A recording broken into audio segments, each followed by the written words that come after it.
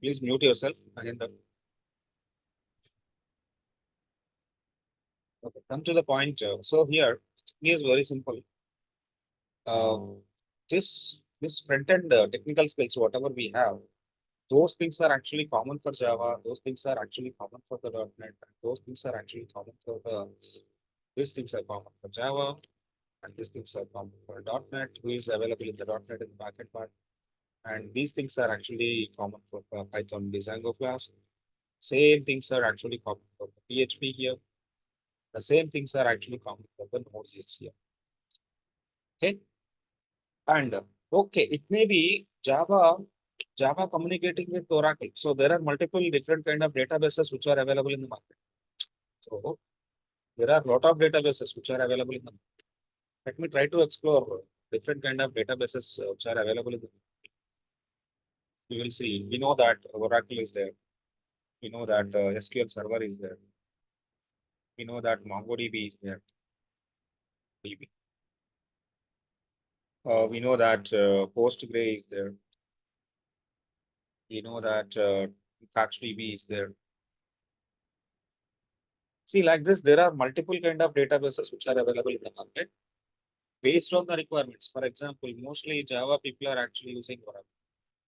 .NET people mostly using SQL Server.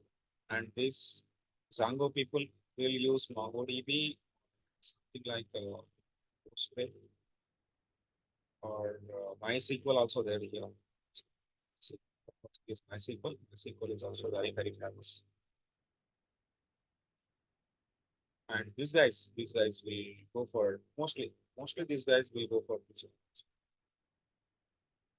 And PHP people mostly working with the baby, or PHP people mostly working with and the Node.js people mostly working with the baby, Node.js people mostly working with.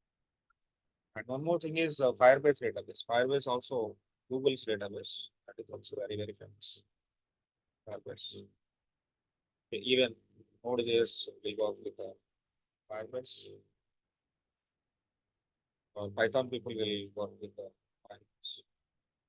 That is based on the application requirement. That is based on the application requirement. Whoever want to use which kind of database, whoever want to use which kind of server side, that is based on the requirement. And here, the choosing part also in the part of the front end. In the part of the front end, some people are actually choosing Angular. Some applications are choosing Angular. Some applications are choosing Angular, and some applications are choosing React based on the client requirement.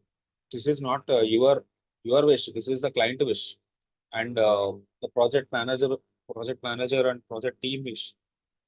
Project manager wish. Project manager and client will discuss about technical skills about the projects. So your thing is you have to work on the given requirement. Every day your requirement on your table. Every day your requirement on your system. To work on that. So I'm just exploring complete full stack here. Just trying to exploring the complete full stack here.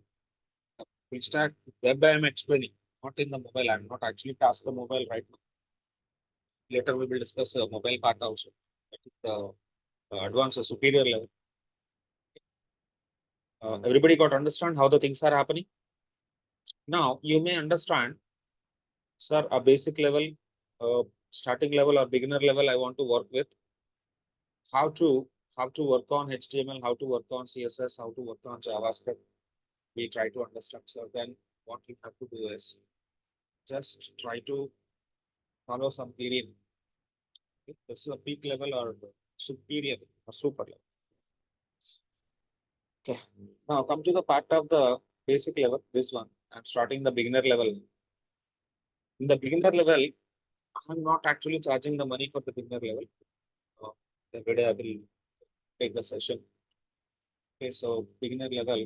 The beginner level, in the part of the beginner level, the first important thing is HTML. The major three pillars are there: HTML, CSS, JavaScript. First of all, I'll go with HTML. What is this HTML? Is hypertext markup language. And HTML is used for design web pages. HTML files, HTML is a combination of tags, and HTML files are saved with .html format. Try to understand the things. HTML files are saved with .html format. HTML used for only design purpose. HTML is not programming. Not programming. It's markup language. It's markup. HTML is not programming. It's markup. Now, come to the CSS. See, I will try to write the things later, but just I'm trying to giving the definition for each and everything. What is the purpose of the CSS? CSS is cascading style sheets, and CSS is used for decorate web pages,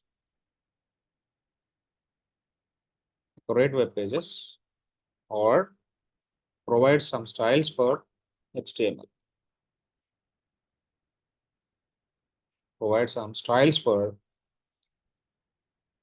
HTML content.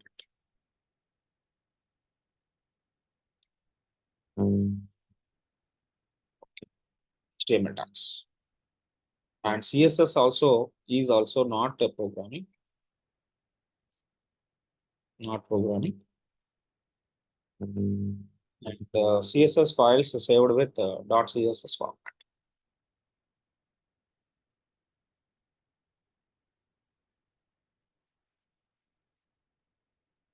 Maybe the color and all things. That is good. Let me save the notes also. Save the notes also. Save as top of desktop. I am just taking a new folder. I'm creating new folder 2024 UI session.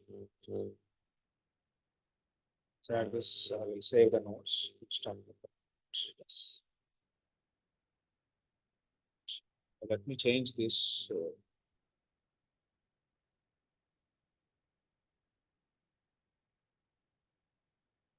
The color current.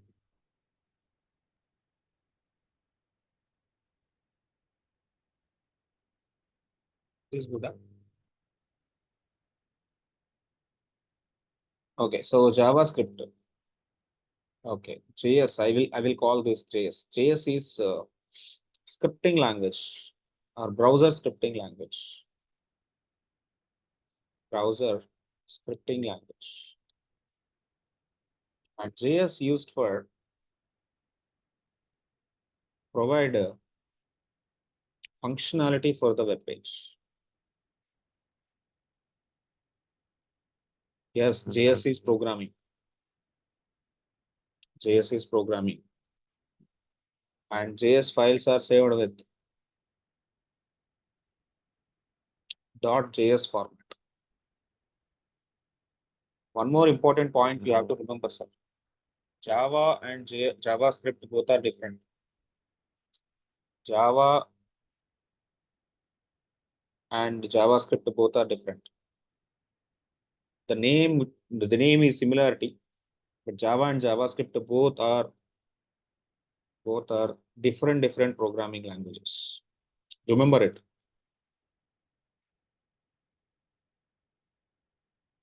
Both are different programming languages. And JS files are saved with .js format. Saved with .js format. JS files are saved with the .js format. One more important point. And one more thing, JS have many libraries.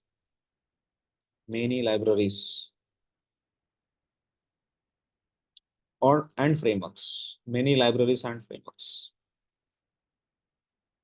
Like jQuery is there, like React is there. React also developed on JavaScript. Even Angular developed on JavaScript. even view developed on JavaScript. See, there are multiple other kind of libraries which are developed on JavaScript only. Okay, for example, EXT.js is there, Knockout.js is there. See, like this, the core of libraries which are developed on top of that. See, why I'm telling all those things here? First important thing is HTML, second important thing is CSS, third important thing is JavaScript. Okay, so if you want to learn that, this is HTML, imagine. I'm having a lot of tags in the part of the HTML. So this is HTML. We will be having different kind of elements in the HTML. Like I have forms. So I have tables. I have paragraphs. I have headings. Okay, headings. H1. I have some other ranker tags. There are multiple tags which are going to be developing or building top of the HTML.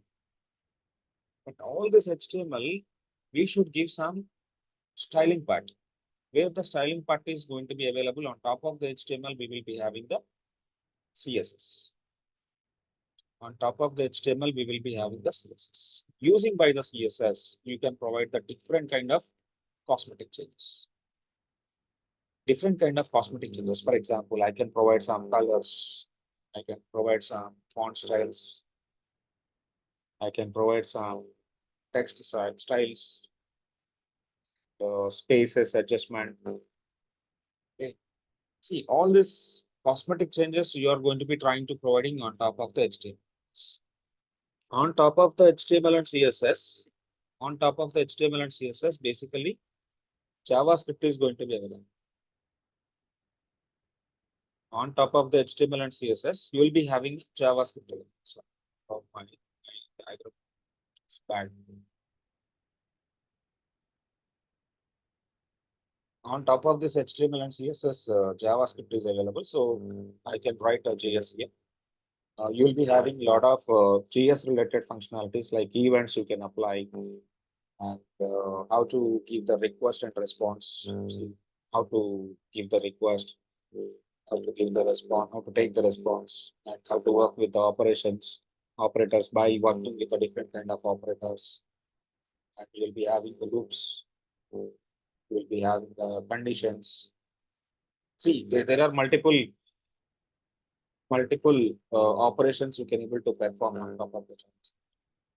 Okay, so you'll be having the arrays, how to collect the data used by the array, and how to work with the objects.